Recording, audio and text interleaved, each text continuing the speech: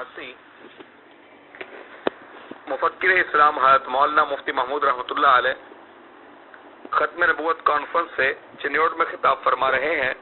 عنوان ہے اسمبلی میں مرزا ناصر سے مناظرے کی داستان۔ سامعین، حضرت مولانا دسمبر 1979 مفکر اسلام حضرت مولانا مفتی محمود رحمۃ اللہ علیہ ختم نبوت کانفرنس سے چنیوٹ میں خطاب فرما رہے ہیں۔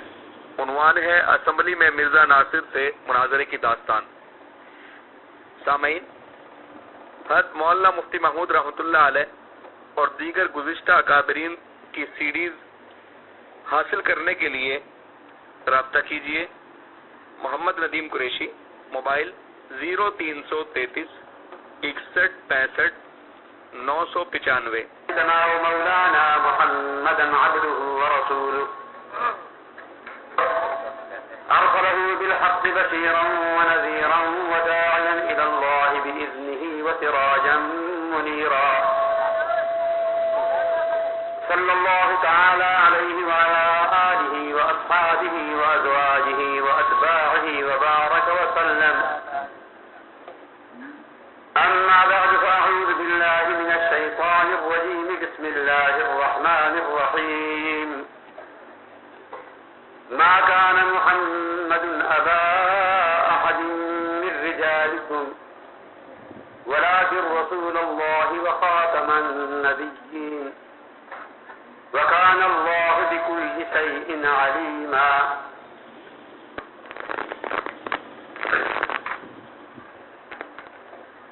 جناب صدر، میرے محترم بھائیوں، دوستوں اور بزرگوں،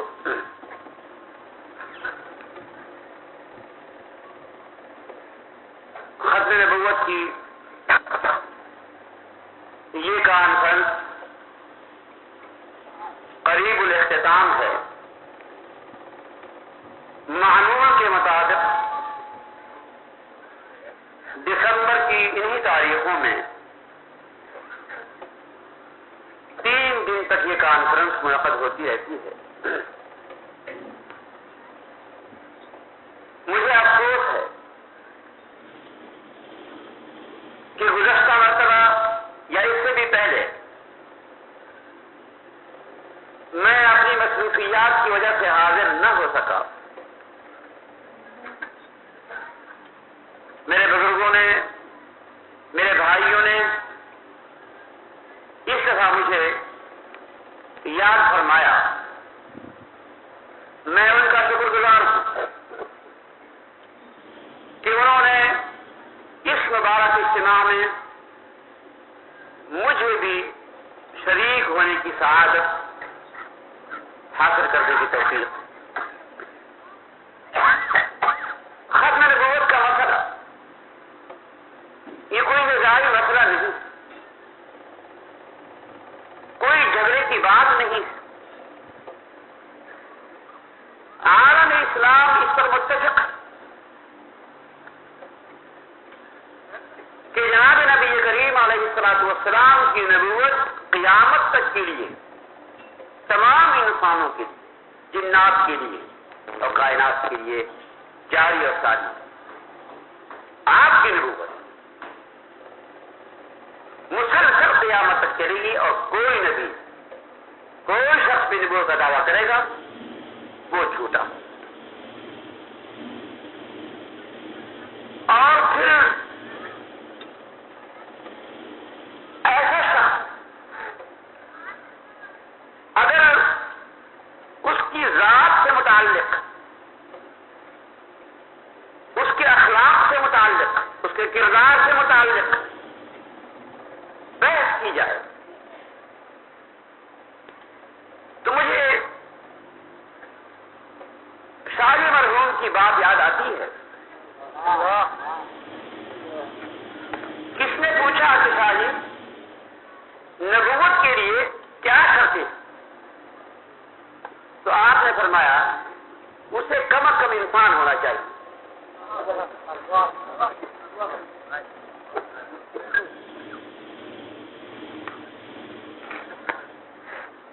اس وقت یہ مسئلہ پھر کچھ ابھر رہا ہے، جیسے کہ قرارداد کے الفاظ سے آپ کو معلوم ہوا، مسلمانوں کے جذبات مجروح ہو رہے ہیں اور ہمیں کوئی تشویش نہیں ہے، کچھ ہو جائے پاکستان میں مرزائی سر نہیں اٹھا سکتے، یہ قادر نہیں ہو سکتا۔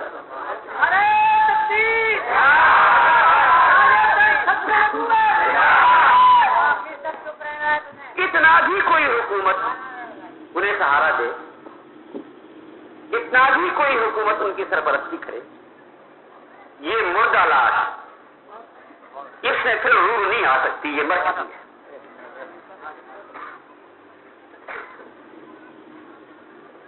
میرے محترم دوستو، بہرحال یہاں سے ایک فتنہ ہے موجود، اس کا سر کچل دیا گیا ہے، لیکن سانپ کا جب سر کچل دیا جاتا ہے وہ نہیں کاٹ سکتا، لیکن بچے اس کی شکل کو دیکھ کر ڈر جاتے ہیں۔ ناتجربہ بچے بے وقوف اس کی شکل کو کالا سانپ ہے لمبا دیکھ کر وہ ڈر جاتے، بھاگ جاتے۔ اب یہ مرا ہوا سانپ ہے، اس کی کوئی حیثیت نہیں۔ اسی قومی اسمبلی کے حال میں جس میں عبدالسلام کو اعزازی ڈگری دی گئی اور جس میں انہیں مسلمان سائنسدان کی حیثیت سے یاد کیا گیا، اسی حال میں انہیں غیر مسلم قرار دیا گیا ہے۔ آئین میں ترمیم ہوئی اسی حال میں، اور میں تو یہ سمجھتا ہوں کہ قومی اسمبلی کے معزز ایوان کی توہین ہے کہ اسی حال میں جہاں قادیانیوں کے غیر مسلم اقلیت قرار دینے کا فیصلہ ہوا تھا، اسی حال میں انہیں مسلمان کہا جائے، آئین کی دھجیاں اڑا دی، آئین کی بے حرمتی کی گئی، اور آئین کی بے حرمتی ان لوگوں نے کی جنہوں نے آئین کا حلف اٹھایا تھا۔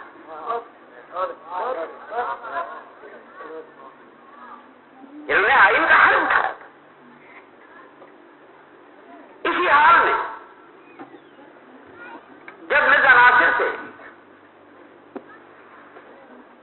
ہم نے باتیں پوچھی اور اس کے بعد فیصلہ کیا، ہم نے ایسا فیصلہ نہیں کیا، جذباتی فیصلہ نہیں تھا، میں بتانا چاہتا ہوں، بالکل نہیں۔ ہم نے یہ فیصلہ کیا بیٹھ کر کہ انہیں صفائی کا موقع دیا جائے، ورنہ ہم تو جانتے تھے کہ کون ہے۔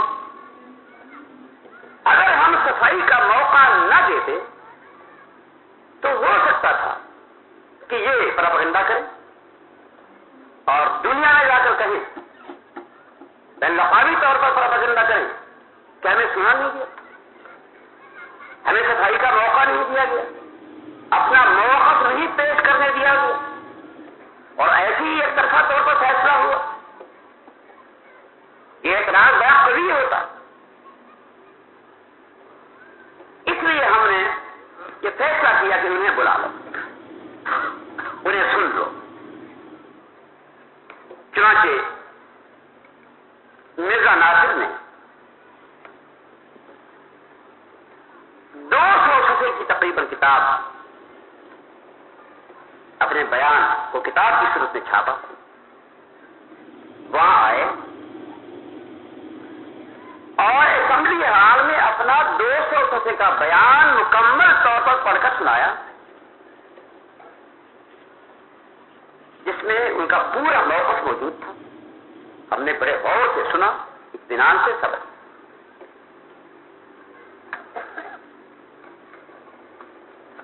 اس کے بعد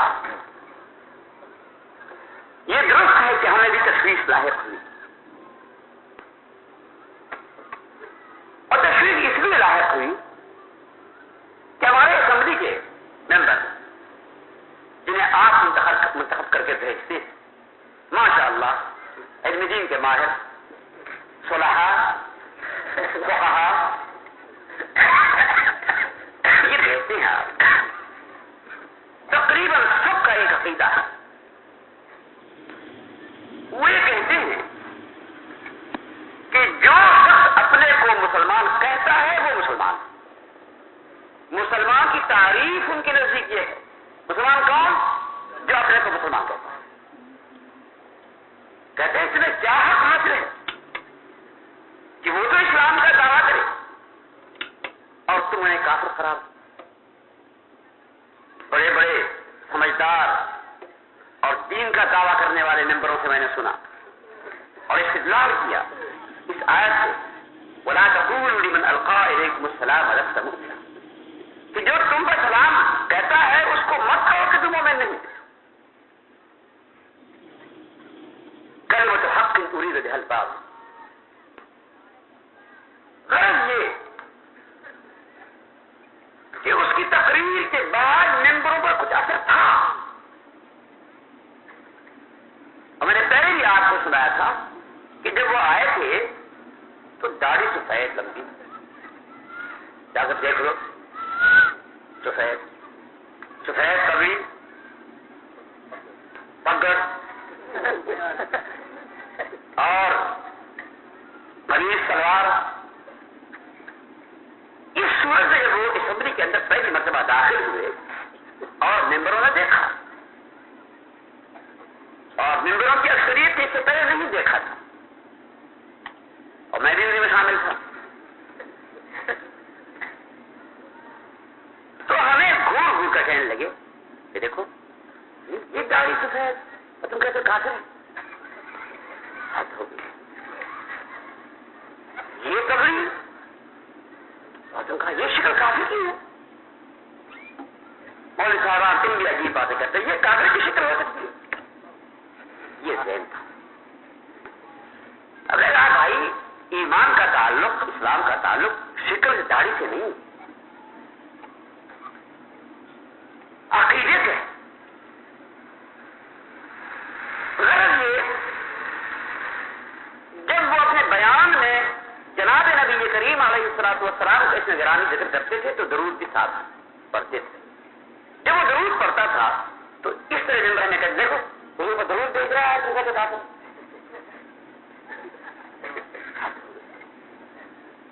کبھی کبھی وہ قرآن کریم کی آیتیں بھی اس طرح میں پڑھتا تھا تو ممبر کہتے کہ دیکھو قرآن کی آیتیں پڑھ رہا ہے, تم کہتے ہو کہ کافر. تو ذہن اس طرح بنا. تشویش اس لیے تھی کہ یہ ایک آخری وقت ہے, موقع ہے. اگر اس وقت اسمبلی نے جبکہ مسئلہ پیش ہے سامنے انہیں غیر مسلم قرار نہ دیا اور مسلمان قرار دے دیا خدا نہ خاصہ, تو پھر یہ مسئلہ الجھ گیا عمر بھر کے. اور ممبر ایسے تھے ماشاء اللہ, بڑی دعائیں مانگی. میں تو سیدھی بات ہے کبھی کبھی پوری رات نہیں سوتا تھا. یہ پریشانی کیا اللہ کس آزمائش میں آ گئے. اور فیصلہ کسی کے کفر اسلام کا کرنا عقیدے کے اعتبار سے ان جو حال کے اوپر.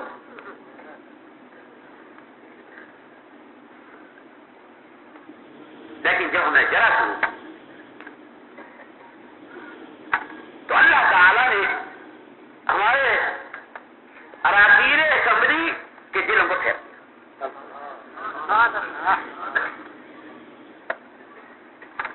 پہلا سوال ہم نے ان سے کہا کہ آپ مرزا صاحب کے بارے میں کیا کہتے ہیں, وہ کون تھے؟ اس نے جواب میں کہا کہ وہ امتی نبی تھے. امتی نبی یہ ان کی اصطلاح ہے. اس سے پوچھا کہ امتی نبی کسے کہتے ہیں؟ اس نے کہا کہ جناب نبی کریم علیہ الصلوۃ والسلام کی امت میں سے کوئی فرق آپ کا اتباع کرتے ہوئے جب نبوت کا مقام حاصل کر لیتا ہے آپ کے اتباع سے, آپ کی امت میں کا ایک فرق, تو اسے امتی نبی کہتے ہیں. یہ مقام انہیں حاصل تھا. اس سے پوچھا کہ کیا سال میں اسلامی ادوار میں کوئی شخص اور بھی امتی نبی بنا؟ اگر 1300 سال گزرے اور امتی نبی جب بن سکتا ہے کوئی شخص حضور کے بعد آپ کے خیال میں، تو کوئی اور بھی بنا؟ اس نے کہا نہیں، کوئی نہیں۔ ہم نے کہا کہ حضرت صدیق اکبر رضی اللہ تعالی عنہ جو افضل الامت بلکہ انبیاء کے بعد تمام انسانوں سے افضل، وہ بھی کیا آپ کے اتباع سے اس مقام کو حاصل کر چکا تھا یا نہیں؟ انہوں نے کہا نہیں، وہ بھی امتی نبی نہیں۔ جناب ہمارے فاروق رضی اللہ تعالی عنہ جن کے بارے میں حضور نے فرمایا لو کان بعدی نبی لکان عمر بن الخطاب، کیا وہ بھی امتی نبی تھے؟ کہا نہیں۔ حضرت عثمان غنی رضی اللہ تعالی عنہ نہیں۔ حضرت علی کرم اللہ وجہ، کہا نہیں۔ اب جو سنی ممبر تھے وہ تو اس سے متاثر ہوئے کہ اچھا یہ مرزا کو یہ حضرات شیخین یا خلفائے اربعہ کو افضل سمجھتا ہے، یہ کیا عقیدہ؟ وہ تو تھوڑا سا منحرف ہو گئے۔ کبھی پوچھا کہ کیا حضرت حسن رضی اللہ تعالی عنہ وہ بھی امتی نبی تھے؟ کہا نہیں۔ حضرت حسین رضی اللہ تعالی عنہ؟ کہا نہیں۔ شیعہ اس سے متنفر ہو گئے۔ اچھا امامین سے بھی افضل تھے کیا؟ ذہن کو دھکا لگتا گیا۔ پھر اس سے پوچھا ہم نے کہ اچھا یہ بتاؤ کہ پہلے تو کوئی نہیں آیا، تو مرزا صاحب کے بعد قیامت تک کوئی امتی نبی آئے گا؟ بعد تو سے کہا نہیں۔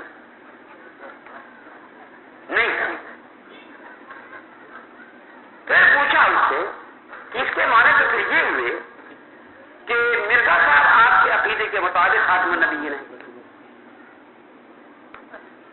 تو یہ اور قرآن تو کہتا ہے ولا کہ رسول اللہ و خاتم النبیین، حضور کا لقب ہے خاتم النبیین، تو آپ تو ان کو سمجھتے ہیں خاتم النبیین؟ انہوں نے کہا بالکل نہیں، بالکل نہیں۔ کیسے نہیں؟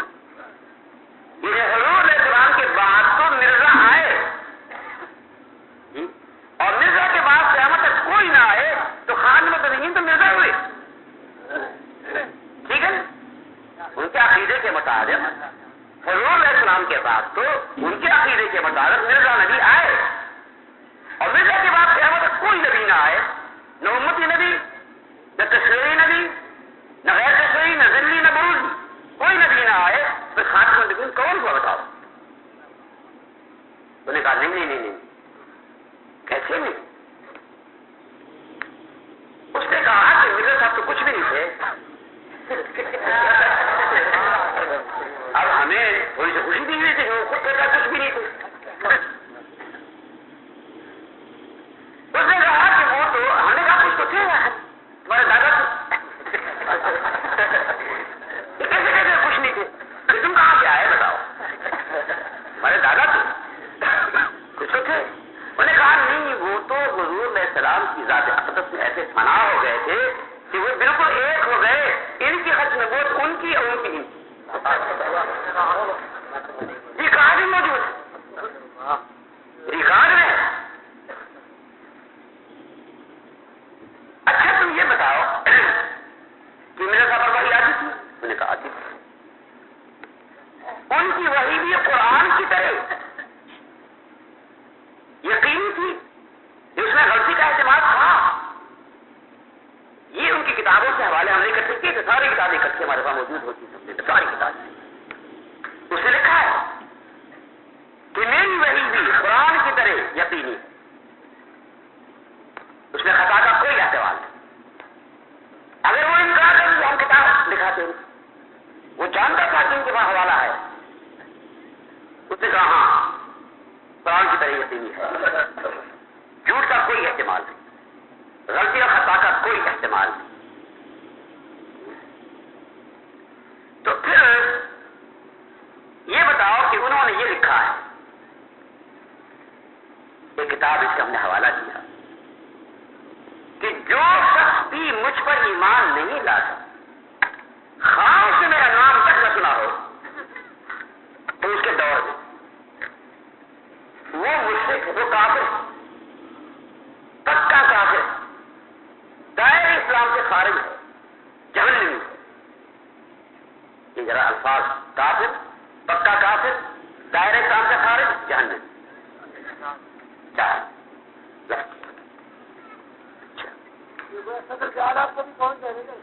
وہ تو دکھا دیں۔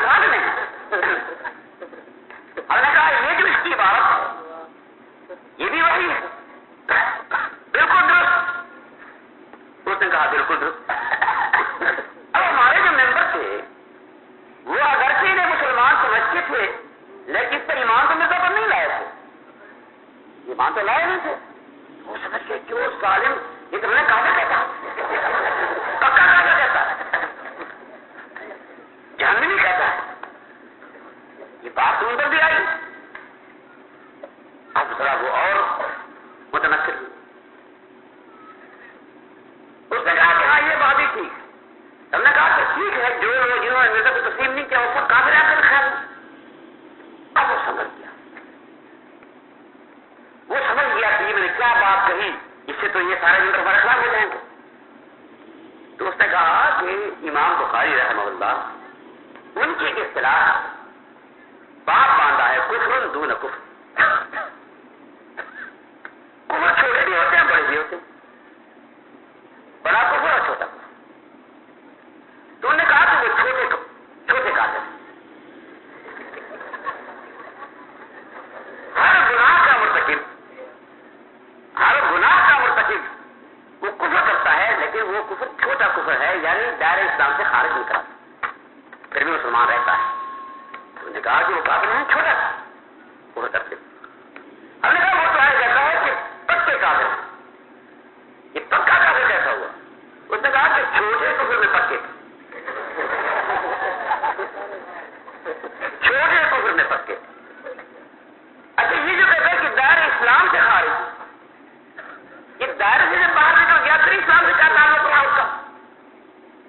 اس نے کہا کہ اسلام کے کئی دائرے، ایک دائرے سے نکل گئے دوسرے میں۔ ہم نے کہا کہ جہنمی ہے، وہ تو جہنمی کہتا ہے، مسلمان تو جہنمی نہیں ہوتا۔ انہوں نے کہا تھوڑی دیر کے جہنم میں بھیج دیں گے، اس کی بات ہے جنت میں۔ تعبیروں کو دیکھو، لیکن ان تعبیروں سے کیا کام چلتا؟ لوگ سمجھ گئے کہ یہ ہمیں کافر کہتا ہے، ہمارے ممبر سمجھ گئے۔ ان سے ہم نے پوچھا کہ تمہاری کتاب میں، مرزا صاحب کی کتاب میں لکھا ہوا ہے کہ دل کا کتب ينظر إليها كل مسلم بعين المحبة والمودة ويقبلني ويصدقني إلا ذرية البغايا الذين ختم الله على قلوبهم فهم لا يقبلون۔ لکھا ہے کہ ہر مسلمان میری کتابوں کو محبت اور مودت کی نگاہ سے دیکھتا ہے اور مجھے قبول کرتا ہے، میری تصدیق کرتا ہے، مگر ذریت البغایا، کنجریوں کی اولاد، جن کے دلوں پر اللہ نے مہر لگائی ہوئی ہے، وہ مجھے قبول نہیں کرتا۔ ہم نے کہا کہ یہ عبارت کو ذرا پڑھ لو، کیا یہ بھی وہی یقینی ہے؟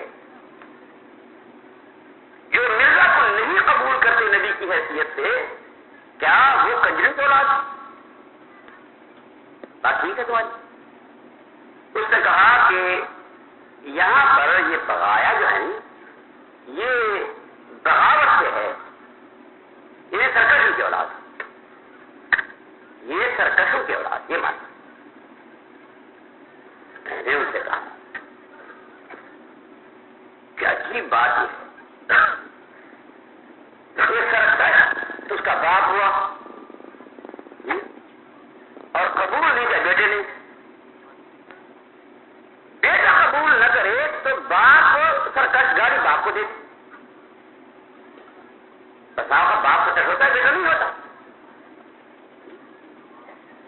لیکن اگر کجری کی اولاد ہے تو تو گالی اسی کو ہے. میرے راج یہ بتاؤ کہ قرآن کریم میں ہے جو قوم نے مریم علیہ السلام سے بات کی وما كانت امك بغيا ما كان ابوك امرأ سوء وما كانت امك بغيا کہ تمہاری ماں وہ زانیہ نہیں تھی. قرآن میں اس کا ترجمہ کرو کیا ہے ترجمہ؟ اس نے کہا کہ یہ تو بغیہ ہے بغایا ہے. حج ہو گئی کی حالت میں میں نے کہا بغیہ اور بغایا میں تو واحد اور جمع کا فرق ہے. مانا کیسے تبدیل ہو گیا؟ پھر میں نے اسے کہا کہ اچھا یہ بتاؤ قرآن میں ہے ولا تكرهوا فتياتكم على البغاء إن أردنا تحصنا یا بغاء کی کیا معنی؟ اس کے بعد میں نے کہا چلو حدیث سے چلے جاتے ہیں کہ قرآن کو جواب نہیں دے سکتے تو جانا چاہیے کہ ایک روایت میں آتا ہے البغایا اللاتي ينكحن انفسهن بغیر بینہ کہ کنجریاں ہیں زانیاں ہیں وہ عورتیں جو اپنا نکاح کرتی ہیں خفیہ بغیر گواہوں کے. گواہ نہ ہو یہ زنا ہے بغایا. میں نے کہا اس کا کیا مانا تھا؟ کوئی چپ. میں نے ان سے پوچھا کہ تم قرآن اور حدیث میں کہیں یہ لفظ بغیہ یا بغایا ایسا بتاؤ کہ اس کا معنی زانی کے سوا کوئی اور ہو.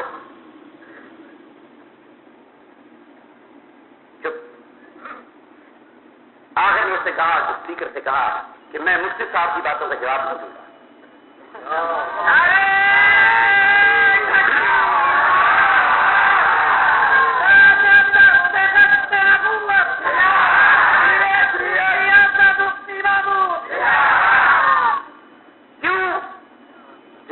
کیوں نہیں دو گے؟ اس نے کہا کہ مجھے یہ کہا گیا تھا کہ تم آؤ تم پر اٹارنی جنرل طے کرے گا. سوالات پوچھے گا اٹارنی جنرل. تو مفتی صاحب کا سوال میں کیوں مکلف ہوں؟ میں تو جواب نہیں دوں گا. میں مکلف نہیں خبر نہیں اس کا. مجھ سے یہ کہا گیا تھا اسمبلی میں آؤ تم پر جرا ہوگی جی اور اٹارنی جنرل سرکاری وکیل اور تمہیں ہر ایک کا جواب دینا. اور اسے کہا کہ یہ سارے ممبر یہ ججز جنہوں نے آپ کا فیصلہ دینا اور جیسے جج کو جرا کرنے کا بھی اختیار ہوتا ہے اس کے انہیں بھی اختیار ہے کہ وہ آپ سے پوچھے. پھر اس نے ہمیں کہا کہ سب جواب دو رولنگ تو ہمیں آ گئی. اس نے کہا میں اس کا جواب کل بھی نہیں دیا. آپ بتائیں کہ اس قسم کے لوگ جن کے یہ عقیدے اور بہت سی باتیں ہیں جو ہم نے جرا کی بہت لمبی طویل داستان ہے. 13 دن ہم نے جرا کی پر 9 دن مرزا ناصر پر اور 4 دن مولوی صدر کے پر کو سربراہ بتاتے ہیں اور 8 گھنٹے روزانہ جرا ہوتی. 13 دن جرا دی. ہم نے اتنا وقت دیا ان کو آزادی کے ساتھ. اس کے بعد ممبروں کا ذہن بن چکا تھا. یہ سب کہتے تھے کہ اب یہ فیصلہ مسئلہ ہے کہ یہ ہمیں کافر کہتے ہیں یہ ہم نے منوا دیا. اب اگر ہم انہیں مسلمان کہتے ہیں تو پھر ہم کافر اور یا پھر وہ کافر. تو میں سے ایک بات ہوگی تو فیصلہ ان کے حق میں کیوں نہ رہیں کہ وہ کافر. چنانچہ جب بحث کے بعد پوری تفصیلات سامنے آنے کے بعد میں نے بھی وہاں ایک کتاب 200 صفحے کی پڑھی ملت اسلامیہ کا موقع 200 صفحے اول سے لے کر آخر تک ہر تک تاکہ ہم بھی اپنا موقع پیش کریں. انہوں نے ہمارے ممبروں کو تھوڑا اس بات ضرور متاثر کیا. انہوں نے کہا کہ دیکھو یہ دیوبندی بریلوی کافر کہتے ہیں حوالہ فلاں، یہ بریلوی کافر کہتے ہیں سنی شیعہ کو، اہل حدیث مقلدوں کو، مقلدوں کو، یہ سارے ختم اکٹھے کر کے رو رہے ہیں. ایک بہت لمبی فہرست بنائی تھی کہ ان کا تو کام ہی ہے، اگر ان کے فتح معتبر ہیں تو پھر سب کا ہے تو ہم کیوں؟ یہ ایسے بھی ہم نے جواب دیے. اور اصل بات یہ ہے کہ ہم جو یہاں پر بعض لوگ جو اصل میں متعصب قسم کے لوگ ہوتے ہیں، جو مصلحتوں کو نہیں جانتے بس جذباتی قسم کے لوگ، اور فتویٰ دینے کی اہلیت نہ رکھنے کے باوجود فتوے دیتے فتوے وہ دیتے کسی بھی طبقے کے جنگی معتمد علماء نے کوئی فتوے نہیں. اور یہی وجہ ہے یہ جاری قسم کے فتوے ہیں. اب بتانا چاہتا ہوں آپ جاری قسم کے فتوے. یہی وجہ ہے کہ جب بھی کسی اسلامی مسئلے پر متحد ہونے کی ضرورت ہوتی ہے تو یہ سارے فرقے اکٹھے بیٹھ جاتے ہیں. اگر ان میں سے کوئی بھی حقیقی معنی میں کافر ہوتا نعوذ باللہ تو پھر کیوں اکٹھے ہوئے؟ دستور کے مسئلے اکٹھے، اس کے بعد سن کی تاریخ میں اکٹھے، سن 74 کی تاریخ میں اکٹھے، پھر اسمبلی کی بحث میں اکٹھے. اس سے بالکل صاف معلوم ہوتا ہے کہ یہ کس سے فتوے کرتی ہے. یہ بھی ہے تو جعلی سیدھی بات، ورنہ پھر کبھی اکٹھے نہ ہوتے. اب کسی اسلامی مسئلے پر آپ بتائیں قادیانی کیونکہ حقیقی کافر ہیں، فتویٰ ہمارا بنیادی حقیقی ہے، اس سے کسی اسلامی مسئلے پر ان کے ساتھ بیٹھنے کا کوئی سوال پیدا نہیں ہوتا. بریلوی بندی مل جاتے ہیں، اہل حدیث و مقلد مل جاتے ہیں، شیعہ سنی مل جاتے ہیں، یہ کیسے بیٹھ جاتے ہیں کہ وہ ان کے ساتھ کوئی بیٹھ سکتا ہے؟ بتاؤ، جس سے کہ ان کے بارے میں فتویٰ صحیح اور حقیقی فتویٰ جاری نہیں. غرض یہ کہ اللہ تعالیٰ نے دلوں کو پھیر دیا. ان قلوب بنی آدم بین اصبعی الرحمن یقلبها کیف یشاء. آدم کے بیٹوں کے دل اللہ کے ہاتھ میں، انگلیوں کے درمیان جیسے چاہے تھے اللہ نے دل پھیر. اور میں آپ کو یقین دلاتا ہوں کہ جب قرارداد ہم نے پاس کی اور ترمیم آئین نے کی تو ایک نمبر میں بھی خلاف ووٹ نہیں، متفقہ ووٹ نہیں، بلا استثناء ایک نمبر بھی مخالف ووٹ نہیں دیا جاتا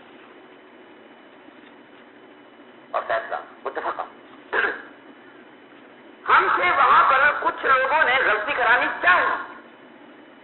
جب فیصلہ ہوا تو انہوں نے کہا کہ بس ٹھیک ہے مسلمان کی تعریف جامع کر لیں گے، یہ نکل جائیں گے، بس کافی ہے. ہمارا مطالبہ یہ نہیں ہے کہ تعریف کرو مسلمان کی، مسلمان کون ہوتا ہے، صرف غیر مسلم کون ہوتا ہے. یہ مطالبہ قوم کا نہیں. قوم کا مطالبہ یہ ہے کہ مرزائی فرقے کا نام لے کر مشخص اس فرقے کو کافر قرار دے دو. مطالبہ قوم کا یہ ہے. یہ تو مطالبہ نہیں ہے کہ تعریف کرو مسلمان کی کیا تعریف. آخر یہ ہوا کہ جو ایک دفعہ ہے آئینی جس میں یہ ہے وہ دفعہ